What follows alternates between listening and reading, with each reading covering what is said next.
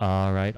Hello, everyone, and now welcome to, well, a third game that I'm casting today. The Twitch stream seems to be very happy about that little fact, as we're looking at the Night Elf, well, Moon, no, sorry, Moon spawning over here on the top right-hand side of the map. Over here, this is going to be a Night Elf versus Night Elf matchup. This is from the WGL Summer Season May Qualifier. Should be a great game indeed, with more on the line and two very recognizable names. We'll see what is going down here. So I guess no Lich is the answer versus Orc as undead now. That seems really strange. Normally, the Lich was the answer against Orc and to shut down that Blade Master. The Blade Master has been constantly harassing the undead for quite some time, and Frost Armor, such a powerful ability, being able to slow down that Blade Master and reduce its damage. However, I think they're talking about the previous game where we saw Dreadlord into Dark Ranger, where it was Sleep and Silence constantly being used on the Blade Master to and all of the other heroes, in fact, to really reduce their effectiveness. And it is going to be Potom versus Potom. All right, if you like elf on elf huntress priestess of the moon action, that is what you will be getting in this game today.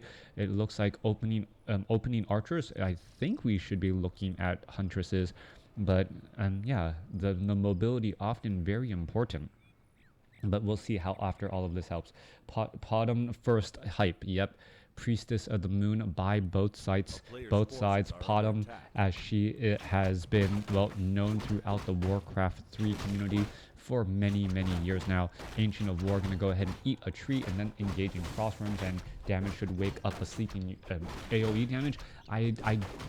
I think the Frostworm only does, it slows multiple units, but I don't think does it actually damage the other units? I guess that is the question to be had. Gloves of Haste quickly picked up by the Priestess of the Moon, and we'll be able to finish off the remaining Forest Troll Trappers here. Today we had two incredible matches. I expect this to be beneath Claws of Venom and Absolute Silence. Oh yeah, Claws of Venom and Absolute Silence. So that's actually some good names for the games. So Absolute Silence or Sleeping Silence? I don't know. We'll see. We'll see how all of this goes here. Priestess of the Moon now going after the Sea Turtles here. We'll be able to get in some easy damage as they are dancing back and forth. Same thing happening by Moon. Moon with the Claws of Attack +6. Meanwhile, Lawliet, the ones with the Gloves of Haste. Yeah, Sleeping Silence is good too. Enemy doesn't wake up sleeping units. Enemy damage does wake up sleeping units. Sleep in Silence. Alright, people trying to come up with names for my YouTube videos or these particular games here. Alright, Priestess of the Moon still trying to aggro this, trying to minimize the amount of damage being done. Turtle after turtle is getting lost as this Priestess of the Moon is going to go for Searing Arrows. It does, and there it goes, getting in a little bit of bonus damage as well. Doesn't really need to spend that mana on it though right now. So many nuances in the game now. Alright. Or sleeping in silence. Yeah. Alright, Priestess of the Moon now still making its shift around. Slippers of Agility also adding an additional +3 damage. So Moon's Priestess of the Moon dealing +12 damage even before adding Searing Arrow right now. So that is very heavy damage indeed. Meanwhile, Huntresses will be joining out from both sides. We can take a look. Two separate Ancients of War coming in from Moon. I am expecting the same from Lawliet as they are just going back and forth. Alright, engaging here. Both sides exchanging blows. We're taking a look at one Priestess of the Moon trying to take down another archer, but a bit of pathing causing some problems. This Huntress right there may be able to do it, and a frog gets in the way. Frogger crossing the road. And I don't know if you knew, well, that's kind of the reverse of the game. If a frog is trying to cross the road and gets run over, the frog is supposed to die, not the thing that's trying to run him over, as the frog ends up, well, causing the death of an archer. Huntresses hiding right off over here. Meanwhile, Priestess of the Moon is going to use the Fountain of Health, trying to keep his own moon wells full. 3 critters stacked. What an obstacle. Yep. All right, let's take a look back across here. Huntress is going to go ahead easily finish off the remainder of this creep camp here. Level 5, level 3. I don't believe it will give level 3 to the Priestess of the Moon. Level 3, I'm going to be just a little bit shy right there. 5 experience shy to be exact. Tome of Agility, however, picked up as Moon. And once it gets to level 2 True Shot Aura, we'll get a major damage boost for his whole entire army, but the same can be said for Lawliet. Alright, Priestess of the Moon trying to engage. Are we going to see a Shadow Meld? Nope, the Priestess of the Moon just trying to get away, retreating back. Meanwhile, the Huntress is doing the same thing on both sides, trying to micro those other units and, well, continually push them back once more. Ancient of War, why would you ever have Huntresses actually within melee range of Ancient of War? That's got to have been a slight mistake there, as the units are now retreating back again. Huntresses now trying to shift their way through, as you can see some damage being pushed through on both sides here. The Priestess of the Moon, whoever has the True Shot Aura, is actually benefiting more, and Lawliet is not close enough to all of her Huntresses to really give that damage bonus. Moon having, I believe, better control of all of her units, or this Priestess of the Moon having had better control, able to get in front and now cause some problems, as more damage still being added in here. Huntresses are going to try and use that Fountain of Health. Meanwhile, Huntress is using this Fountain of Health as well. Alright, Tigers exchanging damage back and forth. There is a Sentry Ward right there as well. Who is going to come out on top? There is that Shadow Meld once again. Are the units going to be able to hide? Or as the Ancient of War going to try and engage, their Ancient of War going to be engaging a little bit of damage. There's an Ensnare on the backside once more, as the Priestess of the Moon here will get to level 3. Level 2 True Shot Aura should be coming online. There it goes. Major damage bonus for all of the Huntresses here, as we are still sitting at tier 1 and getting level 1 armor upgrades. Alright, Night Elf Civil War, perhaps Priestess of the Moon looking to finish off this last Forest Troll Trapper. One more shot from the Priestess of the Moon will take it down. There it goes. Does also have a Scroll of the Beast now, so that is going to be a very, very large damage power tower spike if it is used early enough in the battle and there are no wisps nearby to detonate. Priestess of the Moon going to make its way over. Taking a look, level 3.5 compared to 3.4, the consumable items being the major differences between the or the items in general being the major differences between these two armies, as there goes another Murloc. Alright, Priestess, Goblin Zeppelin going to go ahead and pick up all of those units, and Moon says, you know what? I can walk around faster. I can go as the crow flies, so to speak, and still be able to do everything I need to do. Lawliet says, you know what, if you're going to go towards my base, I can go towards your base as well. I was a little bit closer, but decided to back up just because there is an Ancient Protector and 2 Glaive Throwers in the back. Ancient Protector and 2 Glaive Throwers can cause a lot of damage to this unarmored Huntress army, as a Goblin Zeppelin now overhead here. Alright, making its way back inside. You see Glaive Throwers are off, or 3 Glaive Throwers are here as well. Massive repairs are underway. Ancient Protector here. Both sides having the same exact strategy, as the Goblin Zeppelin picking up low hit point units. Wisp are still under massive repair, as we can see, well, all of these units will be forced to retreat. Alright, with that said and done, the Glaive Throwers are in the back as well. We are looking at what I thought I saw a Goblin Zeppelin, yep, being trained up here to keep track and keep sight of anything that might be going on. The Goblin Zeppelin on the move, but its contents, well, extremely fragile, as the units are making their way around. Alright, somehow the Priestess of the Moon, okay, able to pick up the lower hit point Huntresses and now drop them back down, making sure they're not taking any sort of damage. Priestess of the Moon is using those searing arrows rather aggressively, not having as much, using that potion of replenishment, the perfect item, Tome of Intelligence, apparently not needed. Glaive Thrower, well, Wisp taking a bit of damage.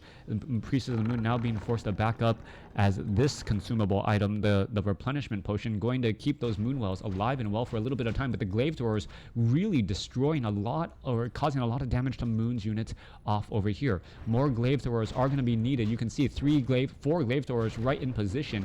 There is some Glaive Throwers trying to take down the Ancient Protector off over here, as the Glaive Throwers are going to move off to the north. Alright, Glaive throwers, Goblin, Zeppelin, Micro. Who's going to be able to come out on top? Priestess of the Moon trying to dive on in here. There goes one Moonwell. And one, as the Moonwells are falling, Zeppelin Micro is going to be incredibly important, as you see, well, one Glaive thrower quickly destroyed at the hands of 4 Glaive throwers from the backfield. 46 to 80 damage. Big damage indeed right there. Meanwhile, the units are still trying to find the positioning. Glaive Thrower Wars, what is this? 1.30. Yeah, this is a strange game indeed. And it feels like the meta is really opening up now as more and more players are just finding better ways to play the matchups. There goes another Huntress again. And the Glaive Throwers, you got to be careful. You can actually end up losing some of you or taking some damage from your own Glaive Throwers because of that splash damage. All right, 4 Glaive Throwers once again back out onto the ground. And who is coming out on top? 48 supply compared to 46. Army supplies are pretty much exactly the same. Worker is a slight difference as well.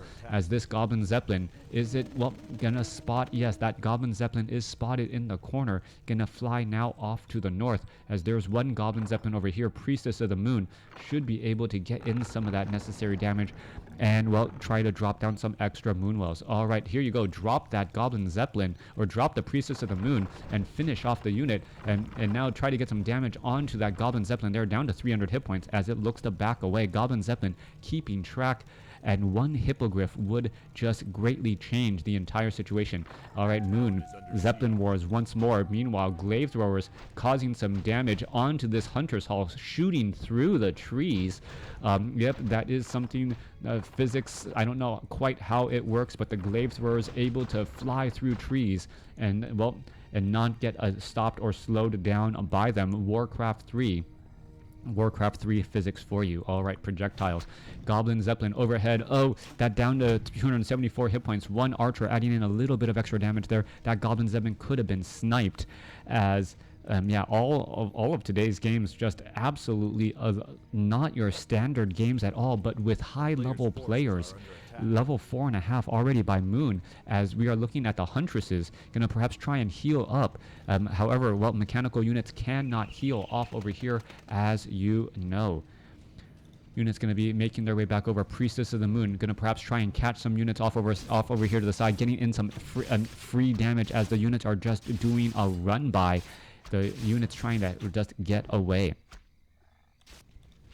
One Goblin Zeppelin overhead, one Goblin Zeppelin over here. Glaive Thrower going to go ahead and throw in some quick damage. Priestess of the Moon is nearby, is going to be able to finish off any of those units. Goblin Zeppelin Micro pickup constantly dropped off, as that Zeppelin is down to 90 hit points, taking 70 damage from that shot right there. And what is going on as the Glaive Throwers of Moon are just trying to protect the base?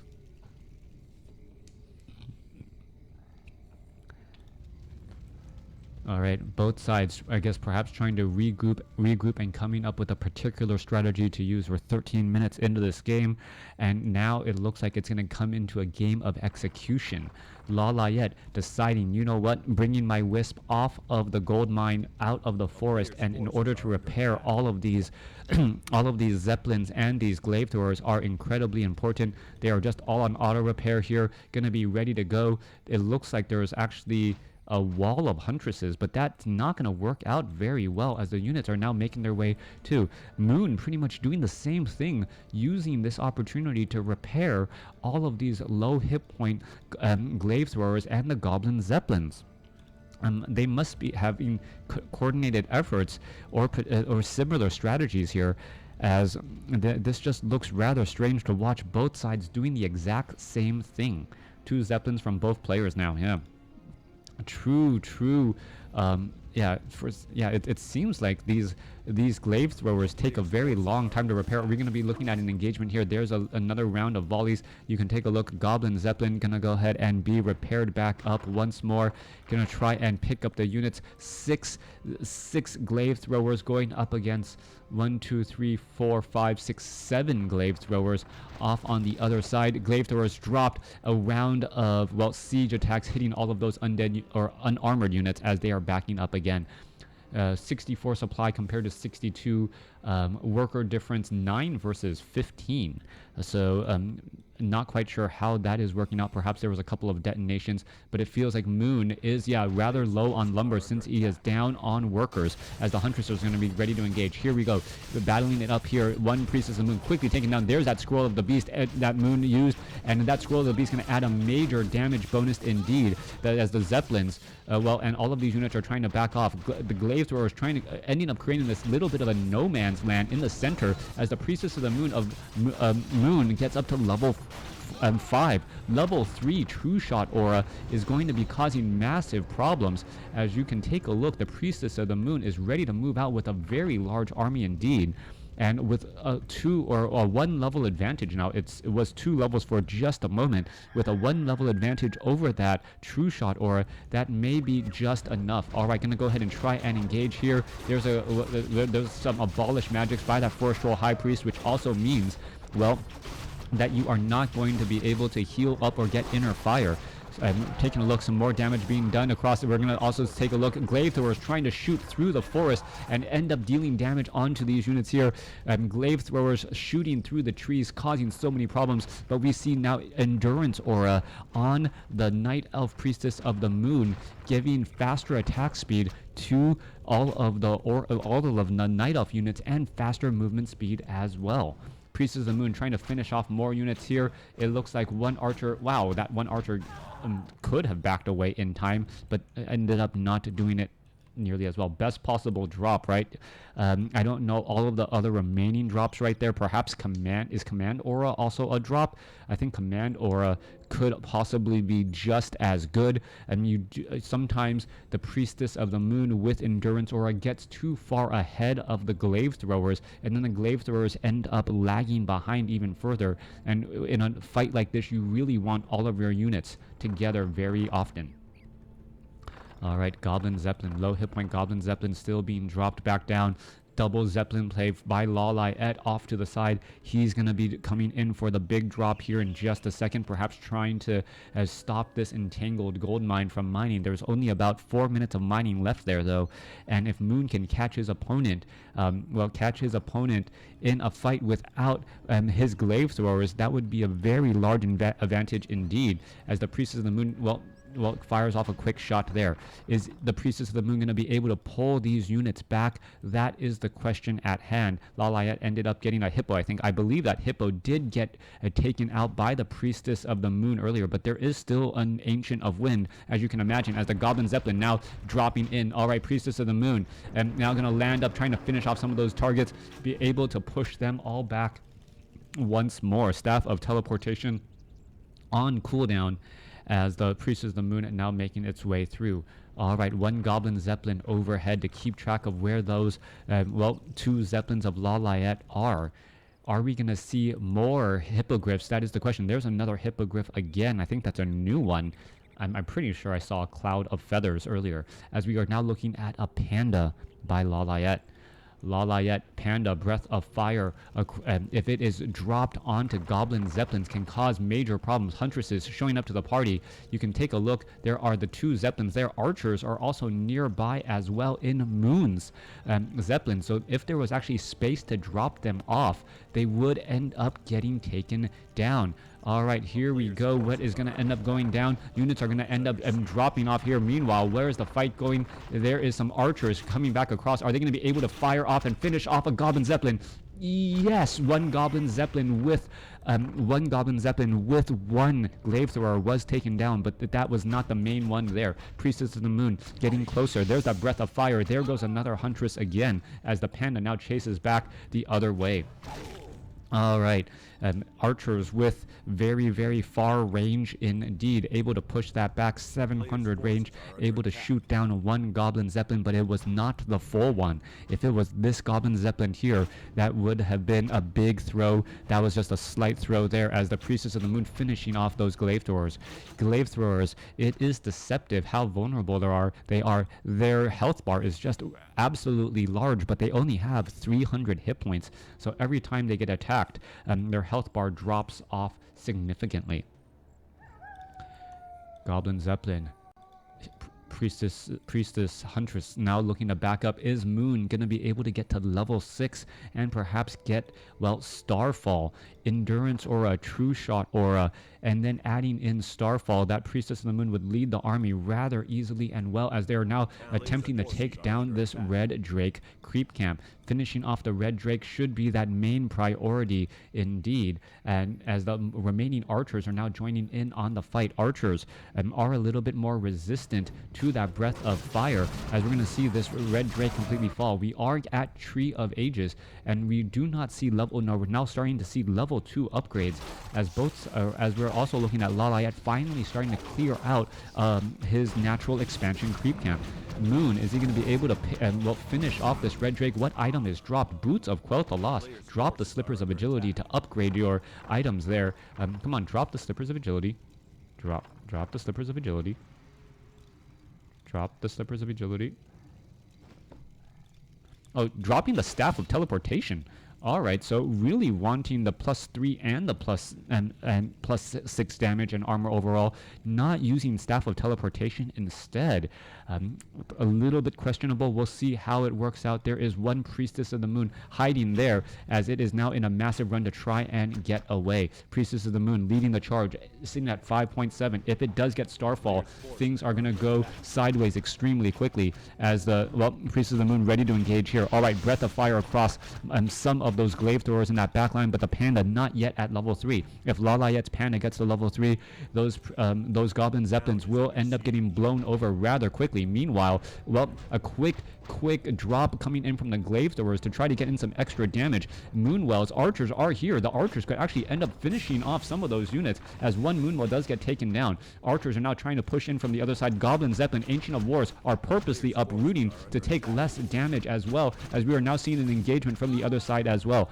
All right, units getting caught in transit. Breath of Fire across multiple units. Goblin Zeppelins are in the back. Ancient of Wind now joining in on the fight, but it's going to easily get taken down, as there are still archers there ready to deal full damage to those only now heavy armored units. Coming back around, Ancient of Wars are in position. Glaive throwers need to back up. You can see the damage is coming in from through the trees on both sides, and because of the massive amount of range on all of these units, the battlefield is extremely spread out. I can't even get the entire fight into one screen right now, as we're seeing glaive throwers off to the north, archers trying to back away off over here, Ancient of Wars trying to push on in, and Lawliet, it feels like he is starting to crumble. Starfall now coming in from Moon with Starfall just dropping and destroying much of the base, trying to force an engagement here. Meanwhile, the archers are off to the side here. So much damage coming in, and, well, dealing damage to all of these buildings here. Priestess of the Moon still dropping in Starfall. There is so much damage. You can see that Ancient Protector off in the back also taking damage as well, and that Ancient Protector going to end up falling.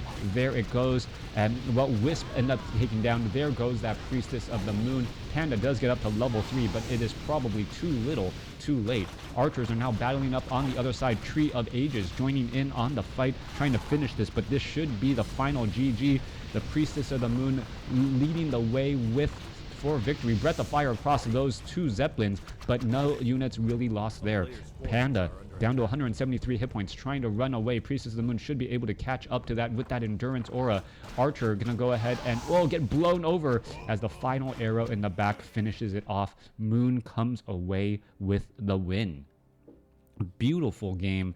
Three strange, great games today. I gotta say, thanks for watching. Thanks for listening. Hope you guys enjoyed, I guess, my WarCraft 3 coverage for the day. For all of you guys in America, please stay safe. You know, I guess this has been a powder keg lighting for quite some time. And if you are protesting, remember what you're protesting for, and is it really in remembrance. Thanks for watching. Thanks for listening.